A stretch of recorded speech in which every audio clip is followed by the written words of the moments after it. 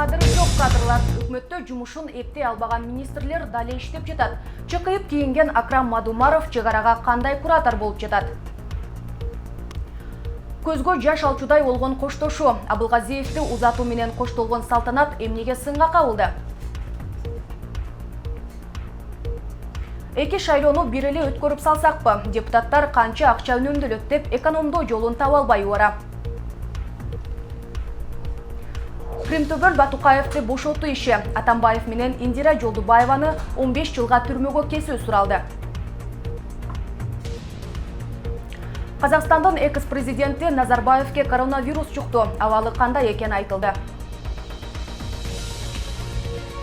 Саясат башка, буудай башка. Ошто дыйкандар буудай арпаны уруп баштады. Бышыкчылык малындагы дыйкандардын эмгегин көрүңүз.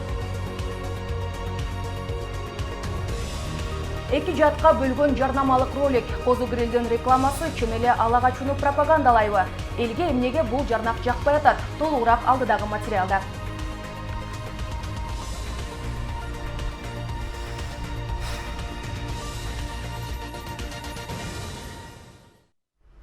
Түз эфирдеги кызматта мен Айганыш Туратбек кызы, кутман кечиңиз менен. Бишкекте тез жардам автоунаасы менен КАМАЗ кагышып, 4 адамдын абалы оор экени кабарланды. Жол кырсыгы Баш каланын Баялинов жана Орозбеков көчөлөрүнүн кесилишинде болгон. Андан тез жардам машинесиндеги 4 медицина кызматкери жаратылып, Бишкек шаардык травматология жана ортопедия илим изилдөө борборуна жеткирилген. Жол кырсыгынан дагы бир жеңил автоунаа жабыркаганы айтылып жатат. Жол кыймылынын эрежелерине ылайык атайын автоунаалар анын ичинде тез жардам автоунаасына кызыл көк жарыгын күйгүзүп, айгай үнү менен кызматтык тапшырма аткарып жүргөн унааларга жалпы жол эрежелерин бузууга уруксат берилет. Мындай автоунааларга жолдогу башка автомашиналар жол бошотуп берүүгө милдеттүү. Кыргыз темир жолу мамлекеттик ишканасынын мурдагы башкы директору Канатбек Абдыкеримов улуттук коопсуздук боюнча мамлекеттик комитеттин убактылуу кармоочу жайына киргизилди. Бишкектен 1-май райондук соту аны 4-августка чейин камоо боюнча чечим чыгарды. Абдыкеримов кылмыштуу аракеттерин ишке ашыруу максатында ишкананын жылдык бюджетин ыксыз жогорулатып 1,5 миллиард сомго жеткирген. Анын негизинде товардын баасы жогорулаган. Компаниялардын тендерге катышууга мүмкүнчүлүгү чектелип калган. Ал эми мамлекеттик сатып алууларга катышкан компаниялар 8%дан 15%га чейинки каражатты келишим түзүү учурунда ыраазычылык катары акча берип турушкан. Кече чогуу жашаган кишиси барымтага алган аял моюнга бычак чеп комада жатат. Дарыгер Сауырбек Жумабековдун айтымында аял моюнга, далыга жана башка жерлерине бир нече ирет бычак жеген. Эске салсак, бир күн мурун Бишкектеги Ден Саяпин көчөсүндөгү ашкананын ичинде 36 жаштагы эркек киши чогуу жашаган аялын барымтага алып, бычак менен коркуткан. Жерине барган милиция киши менен сүйлөшүүгө аракет кылып, майнап чыкпаганда аны спорттук ыкма менен куралсыздандырган. Мамлекеттик айыптоолор мурдагы президент Алмазбек Атамбаевты, экс-башкы прокурор Индира Жолдубаеваны Кримтөбөл Азиз Батукаевдин абактан эрте бошоп чыгышына күнөөлүү деп табууну сотто сунуш кылды. Экөөнө тең 15 жылдан жаза мөөнөтү суралды. Шектүүлөрдүн жактоочулары прокуратура сураган жаза мөөнөтүнө макул эмес. Мурдагы башкы прокурор Индира Жолдубаеванын адвокатынын айтуусунда тергөөдө Нарын шаардык сотунун мурдагы судьясы Жапар Эрматов жана өкмөттүн аппаратынын коопсуздук, укук тартиби боюнча коргонуу бөлүмүнүн мурдагы башчысы Мурат Бекенов Жолдубаевага каршы көрсөтмө берген. Бирок алардын сөзү сотто далилденген эмес. Финансылык чалгындоо кызматы былтыр террорчулук ишти каржылоо жана кылмыштуу кирешелерди адалдаштырууга шектүү катары 16 миллион АКШ доллар каражатты камакка алды. Бул каражаттардын 80% боюнча фактылар соттук кароодон өтүп, жазасын алып жатат. Финансылык чалгындоо кызматынын жетекчиси мындан сырткары былтыр мекеме тапкан эреже бузуулардын алкагында 6,5 миллиард сом мамлекетке кайтарылган.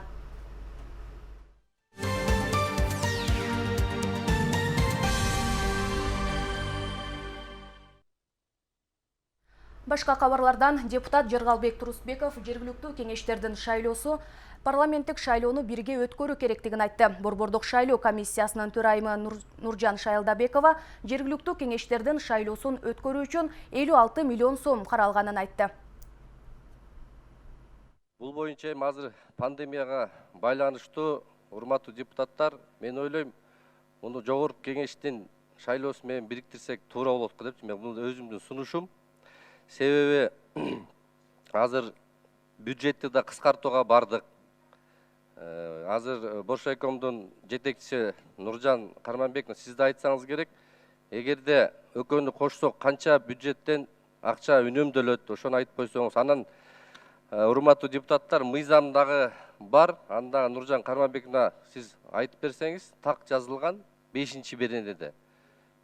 Жергиликтүү кеңештин депутаттарын шайлоосу боюнча ошону дагы сиз окуп айтып берип койсоңуз, баарыбызга да түшүнүктүү болот да. Мыйзам жол берет экен. Ошон үчүн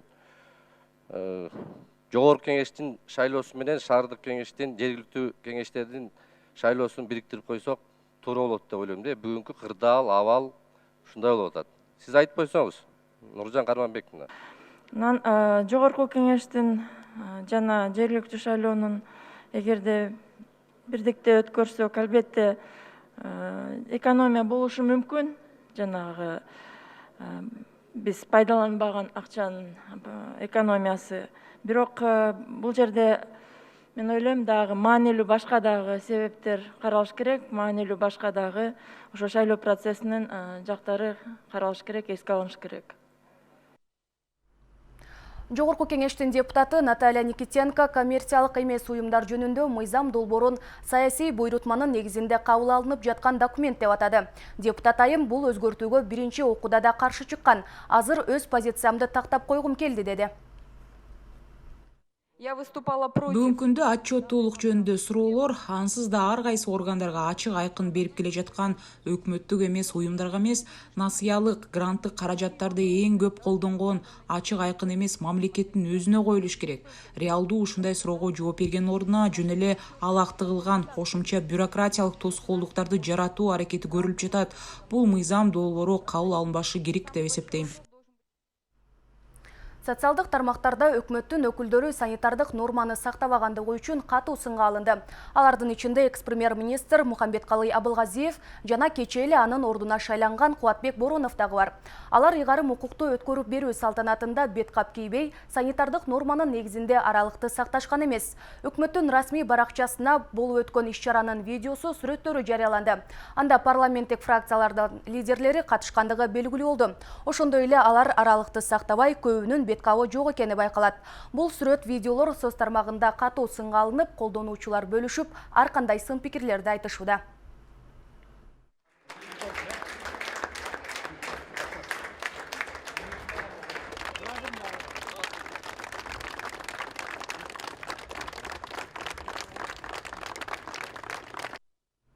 Бул арада техникалык өкмөт деп бекиген Кубатбек Бороновдун командасындагы министрлердин көбү өз ордуларында эле калышты. Анын арасында чек ара маселесине жооптуу Акрам Мадумаров да бар. Вице-премьерлик кызматка келгенде алгачкы кесиби мал доктор экени айтылган Мадумаров келгенден бери чек ара чыры чыңалып, атышуулар арбаганы жашыруун эмес. Элдин эсебинен айлык алып, түзөнүп кийинген Мадумаровдун пайда болобу? 43 жаштагы Акрам Мадумаровдун карьерасына суктансак жарашат. Анткени барган сайын улам бийик тепкичте жогорулап атпайбы. Катардагы мугалим болуп келе жатып, анан кийин эле жалаң үлкөндөр менен иштешип калуу баарыбызга эле буйрубаса керек. Алгачкы кесиби мал доктор экенин билген соң, эми чек араны чече алар бекен деп тызылдаган депутаттар болгон. Мен мунуңуз кызыл кыяны мугалимдерге кандай кыйкырса мага да ошондой кыйкырсын деп атайын галстугумду тагынбай келдим. Ушул жигиттин бир духун байкайынчы депчи. Мага анчалык кыйкыра албай чыгар. Анан мунуңуздан башка өзүңүз сунуштап атасыз да, башка талапкер жок болобу депчи. Эми Улукбек Кочкоров окшогон мыкты жигит бар, министр, чекис десең чекис, чечен десең чечен. Мунуңуз деле мал доктор экен го, анан ара чолодо мунуңуз аксап калып, дагы уят болуп калбайсызбы деген эле өтүнүч эмес, өкүнүчтү айтып атам да. Ушуну өзүңүз сунуштап атасыз, жоопкерчиликти бар сизде болот да. Бирок бул айтылган пикирден бери жарым жылдай убакыт өттү. Акрам Мадумаров кече түзүлгөн өкмөттүн курамында вице-премьерлик кызматты экинчи ирет калды. Тагыраагы чек арага куратарлык кылып көзөмөлдөйт. Техникалык өкмөттүн курамы каралып жаткан маалда Мадумаров Тажикстандын чек арасындагы бажы төлөмдөрү бери дегенде 350 эсеге көбөйдү деп жар салды. Демек чек арада контрабандалык көрүнүштөр түп орду менен жоюларына камсанбай деле койсок болчудай. Жылдан башынан бери атайын топ түзүп, өкмөт тарабынан биздин жетекчилигибиз астында бир топ чечимдер кабыл алынып, ошонун жыйынтыгында Баткен областынын жетекчилиги тарабынан контрабандаға бөгөт коюу иш-чараларыны координациялык кеңештерде чечимдерди кабыл алышып иштеп, жыйынтыгында bir 5 миллион сомдун тегерегинде бюджетке акча каражатын түшүргөнгө жетишишти. Аткезчиликке каршы күрөшүүнү күчөттүк деген Акрам Мадумаровдун пикирине көпчүлүгү кошула бербейт. Бул баягы эле аракет кылып жатабыз, иштеп атабыз деген эле жооптешүүдө. Көзгө көрүнүктүү эч нерсе жок. Аткезчилик жүрүп атат. Чек ара маселелери ошол бойдон турат. Сондықтан бұл мәселе бар екендігі барына белгілі. Ошол мәселе чечилбей жаткандыгы дагы көз көрүнүп көрүнүп турат деп официалдуу деңгээлде дагы анан жергиликтүү элдер телевидениядан деле айтып атпайбы, ушундай болуп атат деп.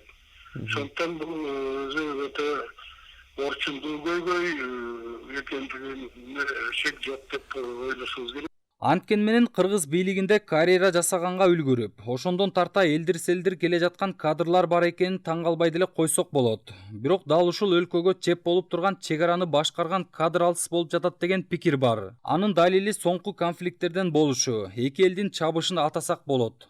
Жеңиш Разаков жумуштан кеткени менен ал иштеп жаткан учурда бар болгон система дагы деле иштеп жатат. Система өзгөрмөйүн кадрларды алмашта берүүдөн майнап деле чыкпайт. Ошондуктан ветеринарды өтө жооптуу кызматтарга дайындап атышат. Бийлик алмашканда гана система жакшы жакка өзгөрүшү мүмкүн. Ага чейинки өзгөрмүш болгон нерселер элди тынчтандыруу үчүн гана жасалган көз боемочулук деп бааласак болот. Айтмакчы Мадумаров өзү Кадамжайдын кулуну. Баткенде 4 жылдай губернатор болуп иштеген. Андыктан чек арачынын очогу болуп жаткан ошол аймакты жөнгө салса, ошондой эле эптемек дешет. Ким бийлик менен жакшы ымалашкан болсо, анын орду креслого жакын. Бир жагынан жердеш, тууган туюшкан жакын саналаш деген түшүнүк бар. Бул дагы кадр саясатына терс таасирин тийгизип, кадр тандоодогу алешимдиктерге жол берилүүдө дейт айрым активисттер. Ар бир жумуш орунга өзүнүн кесипкөй адамдарды койбогондуктан ушундай бир өлкөбүздө чоң мүчүрүштүктөр кетип жатат да. Ошо өзүнүн туугандыгынан, өзүнүн баягы чоңдордун балдарын тандагандыктан, бири кыйбастыктан 200 киши эле тегеренип, ушу өлкөнү сазга батырганга алып бара жатат. Бирок Мадумаров өзүнүн дарегине айтылган сындар менен макул эмес. Өзүн вице-премьерлик кызматка татыктуумун деп эсептейт. Себеби мамлекеттик кызматтардын бардык тепкичтерин басып келе жатканын айткан жайы бар. Мага айтылган сөздөр боюнча бул айыл чарба адиси, ветеринария тармагында адис алган деп. Ошону менен кошо мен өзүм дагы Тышкы иштер министрлигинин дипломатиялык академиясында 2 жылдык магистратураны бүтүргөнмүн. Эл аралык байланыштар адистиги боюнча. Бул эми эң негиз эмес, мен оюмча эң негизгиси ушул сүйлөшүү жүргүзүүдө ушул көйгөйдү билген адис катары болуш керек. Ошондуктан биз дагы өзүбүздүн мамлекеттин кызыкчылыгын ойлоп, элдин кызыкчылыгын ойлоп, жана ушул келечекти теги маселеде өзгөчө бир көңүл бөлүү үчүн биз кылдаттык менен ар бир маселени ушул элибиздин көпчүлүгүнүн пикирин эске алуу менен бирге жана тарыхый документтерге негиздеп бул маселени чечип атабыз. Айтсак, Акрам Мадумаров кезинде интернет жылдызына айланган. Баткендеги кайсы бир окуу жайлардын бирине барып, мугалимдерди галстук кийбейсиңер деп зекиген. Анын бул аракети коомчулуктун терс пикирин жараткан эле. Мына силер мугалимсиңер экен. Мен бүт мугалимдер менен учурашып, бирөөңдө галстук жок. Жүрүшүңөрдү караңызчы. Силер жөнөкөй мен ушул үчүн сурап атам. Силер азыр ишпи деп атсам, силер иштеп атасыңар. Чиновниктин бул кылыгы убагында катуу сынга алынган. Ошол эле депутат Момбеков баткендиктердин жашоосу ушул галстук тагуу менен эле жакшырып кете турган болсо, мамлекеттик бюджеттен ошондой галстук сатып бериңиз деп какшыктаган жайы бар. Бишкек шаардык соту Азия Ньюс гезитин мурдагы вице-премьер-министр Жеңиш Разаковка 50 000 сом төлөп берүүгө милдеттендирилген чечим чыгарды. Былтыр март айында Азия Ньюс гезити ошол кездеги вице-премьер-министр Жеңиш Разаков тууралуу макала жазып, анда ал Тажикстанда кармалып чыкканын жазган. Басылмат буга далил катары Разаков 2010 жылы Баткен облусунун ички иштер башкармалыгынын кылмыш иликтөө бөлүмүнүн башчысы болуп турган учурда жетекчисине жазган түшүнүк катын жарыялаган.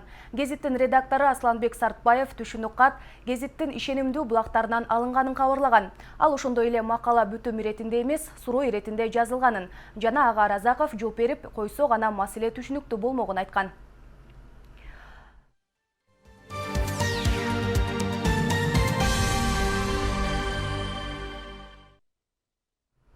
Бишкек шаарында коронавирус көбүнчө мекеме уюмдардан жана базарлардан катталып жатканын брифинг учурунда саламаттыкты сактоо министринин орун басары Нурбулот Үсөнбаев билдирди.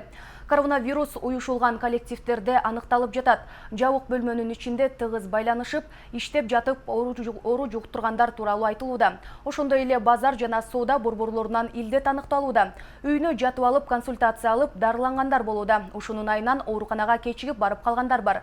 Эгерде дене табы көтөрүлсө же респиратордук оорулардын белгилери байкалса, дароо медиктерге кайрылуу керек. Илдетти убагында дарыласак, кейиштүү окуялардан алыс болот элек, деди Үсөнбаев. Бул арада коронавирус акыркы суткада дагы 95 адамдан жаңы аныкталды. Бир адам каза болгону айтылды. Көз жумган бейтап 73 жаштагы эркек киши. Ушуну менен 18-июнга карата жалпы коронавирус жуктургандардын саны 2650 адамга жетти. Бул малда Казакстандын мурдагы башчысы Нурсултан Назарбаевке коронавирус жукканы маалым болду. Тилекке каршы анын соңку тестинен коронавирус аныкталды. Чочулоого негиз жок. Нурсултан Назарбаев аралыктан иштеп жатат деп айтылат маалыматта. Дүйнөдөгү соңку кырдаал туурасында кийинки материал. Өзбекстанда президенти Шавкат Мирзиёевдин улуу күйөө баласы Ойбек Турсуновго ишкерлер нааразы болуп жатышат. Самарканд жана Сурхандария облусунан бир нече ишкер Азаттык радиосунун өзбек кызматына кайрылып, 2 жыл мурда $300 сатып алган терминалдары азыр колдонууга да сатууга да жарабай калды деп даттанышкан. Алар бул үчүн президент Шавкат Мирзиёевдин күйөө баласы Ойбек Турсуновду ишкерлерди жаңы терминалдарды кымбат баада сатып алууга мажбурлап жатат деп күнөөлөп жатышат. Өткөн айда төлөө терминалдардын тиркемесине ээлик кылган Юскарт компаниясынын 75% акциясы Ойбек Турсуновго өткөн. Ошондон көп узабай Юскарттын төлөө терминалдары иштебей калган. Швеция бийлиги 5000 бейтап каза тапканын айтып чыкты. Коңшу өлкөлөргө салыштырмалуу бул өтө жогорку көрсөткүч. Швед бийлиги пандемия башталган учурда эч кандай карантин чараларына барган эмес. Мындай чечимдин жоопкерчилигин алган өлкөнүн башкы эпидемиологу Андерс Тегнел буга өкүнүч келтирген. Бразилияда COVID-19 жуктуруп алгандардын саны рекордтук көрсөткүчтө катталды. Акыркы суткада 35.000 бейтап ооруканага кайрылган. Латын Америкасы өтө тездик менен пандемиянын глобалдык борборуна айланууда. Бразилияда учурда 880.000 киши жуктуруп алды. Апта соңуна барып миллионго барат деп күтүлүүдө. Өлүм житим региондогу бир нече өлкөдө өсүп жатат. Бразилия, Мексика жана Перуда өлгөндөр саны апта сайын көп катталууда. Кытайдын Ухань шаарындагы медициналык адистери коронавирус инфекциясы күчөп жаткан борбор шаары Пекинге өлкө бийлиги тарабынан жардамга жөнөтүлдү. Бардык адистер Уханьдагы коронавирус инфекциясы менен күрөшүүдө мыкты тажрыйбага ээ. Эскерте кетсек, буга чейин Пекин шаарындагы Синфади аттуу ири дүң соода базарында коронавирус инфекциясы күчөгөндүктөн жергиликтүү бийлик шаардагы 11 базарды жаап, мектептердеги сабак окуу токтотулган. Коронавируска каршы вакцинаны сыноо Москванын 2 медициналык мекемесинде 2 этап менен ишке ашат. Экспериментке 38ден катышуучусу бар 2 топ катышат. Жакында эле Саламаттык сактоо министрлиги COVID-19 илдетине каршы вакцинаны адамдарга сынап көрүү боюнча уруксат берген. Процесс бүгүн башталды. Адистер адамдын организминде вакцинанын суюк жана кургак деп бөлүнгөн 2 түрүн сынашат. Суюк вакцина Бурденко атындагы аскердик госпиталда, порошок түрүндөгүсү Сичиновский университетинде текшерилет. Америка президенти Дональд Трамп шаршембиде Кытайдын Шинжаңдагы уйгур автономиялуу аймагында мусулмандарды куугунтуктаган үчүн жогорку кызматтагы адамдарга санкция салууга жол ачкан мыйзам долбооруна кол койду. Трамптын билдирүүсүндө Кытай бийлиги адам укуктарын бузуп, уйгурларды атайын лагерлерге жайгаштырып, алардын улуттук жана диний ынанымдарын өзгөртүүгө мажбурлаганы айтылат. Президент 120 күндүн ичинде санкция салына турган Кытай чиновниктеринин аты жөнү жарыяланарын айтты. Документте Кытай компартиясынын Шинжаңдагы лидери Чен Квангуонун ысымы түздөн-түз аталган.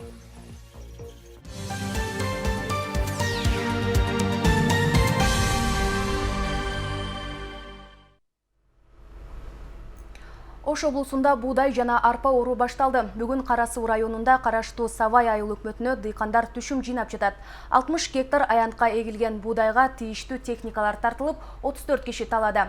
Быйыл аба ырайы кескен ысып буудай эрте бышкан. Жалпысынан облус аймагында быйыл дан өсүмдүктөрү 40 000 гектар аянтка айдалган.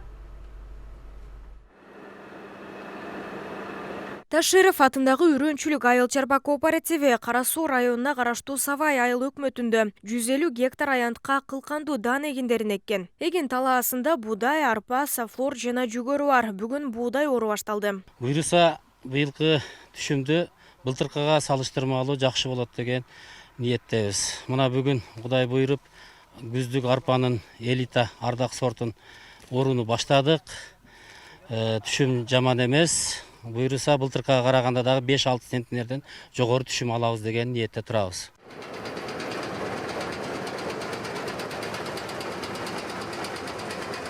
Дан өсүмдүктөрүн тийиштүү техникалар оруп, артынан чөбүн дароо жыйнап жаткан учуру. Дыйкандардын айтымында быйыл бышыкчылык эрте башталды. Ага күндүн ысыктыгы таасир эткен. Аталган кооперативдин ишмердүүлүгү менен өкмөттүн Ош облусундагы ыйгарым укуктуу өкүлү Узарбек Жылкыбаев жеринен таанышты. Жылдын башында кичине кээ бир райондорубузда маселе болду, үшүк боюнча, кийин ал продукциясын сатуу боюнча дагы, мисалы эрте бышкан жана капусталар боюнча да кичине маселе болду. Бирок ойлоп атабыз, азыр рыноктогы жалпы элибиздин турмушта мындай турукташып калды. Бүгүндөгү карантинден кийин турукташып баштады. Андан бул дан эгиндери буюрса мамлекет тарабынан дагы баягы сатып алуулар болот. Мат резервке сатып алуулар болот. Ал дагы өзүнчө чечим чыгат. Буюрса эми азыр жаңы эле башталып атат биздики. Дыйкандарыбыз кырмандарына эгинин толтуруп алгандан кийин кургатып баягы анан өткөрүп мамлекет сатып алат да. Ошондой эле 50 гектар жерге сафлор майын берүүчү өсүмдүгү дагы эгилген. Жалпысынан 150 гектар аянтка эгилген дан өсүмдүктөрүн сугаруу үчүн суу насостору курулган. Түтүктөр аркылуу айдоо аянтына суга суу өз убагында жетип турган.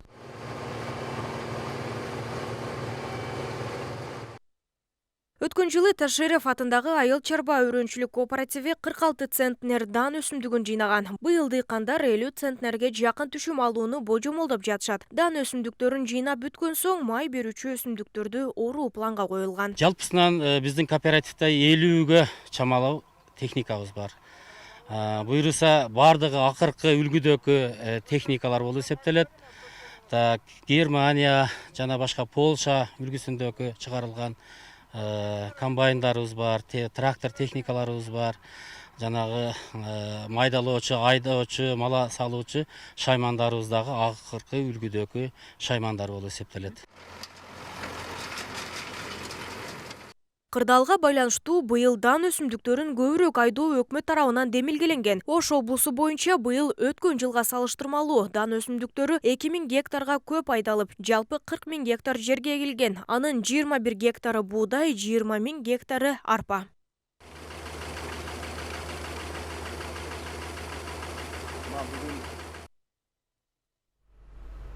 Социалдык тармакка козу грилди жарнамалаган ролик жарыяланып, кыска тасма талкууга алынды. Анда интернет колдонуучулардын айрымдары ала качууга үгүттөп жатат дешсе, айрымдары тамашалуу ролик болгонун айтып, эки жатка бөлүнүштү.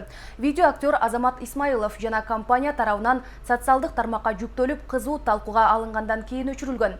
Бул жарнамалык ролик талкууга алынгандан кийин компаниядан азырынча социалдык тармактан өчүрө туралы дешти.